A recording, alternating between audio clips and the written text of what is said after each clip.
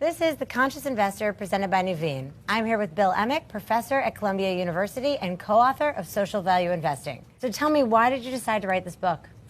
We decided to write the book because we really believe that profit and purpose can go together, that you don't have to choose one or the other. And in fact, I'll go even further than that. If we look at some of the bigger problems facing the world, inequality, climate change, opportunities, the disappearance of work, automation, those are problems that are not going to be solved by government alone, but they're not going to be solved by the private sector alone either.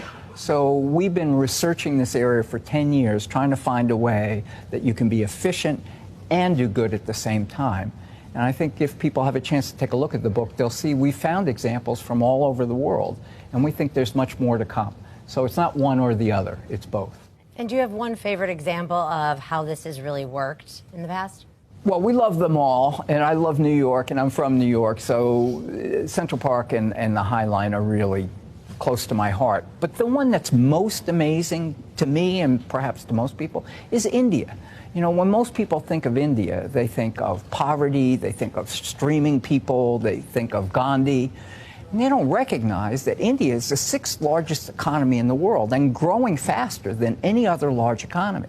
And in India, you see in the book, they've created a biometric ID system, which has not only made all their citizens, no matter where they are, eligible for government benefits, but has become a bank card, bringing banking like Citibank to people in the most rural sectors of India. Through e-medicine with a private for-profit, Apollo Medicine, you can be diagnosed for brain problems by one of the best doctors in the world in Mumbai, in your small village in northern India. To me, it's almost like science fiction. It really is. But it's happening right now. There are over 1.2 billion people registered in the system using it. And you can carry that card. You don't have to carry your driver's license. You don't have to carry your proof of your mortgage. All your important documents are carried on the card. So you go to the bank, you give them your card, and they can approve you for a loan. And what did they do right that allowed them all to work together? Well, I mean, I hate the phrase, but that's a great question. It really is. The government had this idea in the 90s.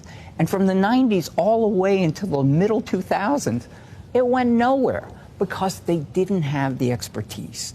And when Modi, the current prime minister, came in, he reached out to their Silicon Valley, to one of the strongest tech sectors in the world, and asked one of their leaders, would you come into the government, $1 a year, and help us put this system together? And that's exactly what happened. So the backbone of the system is the private sector, which serves now India, not just American Express.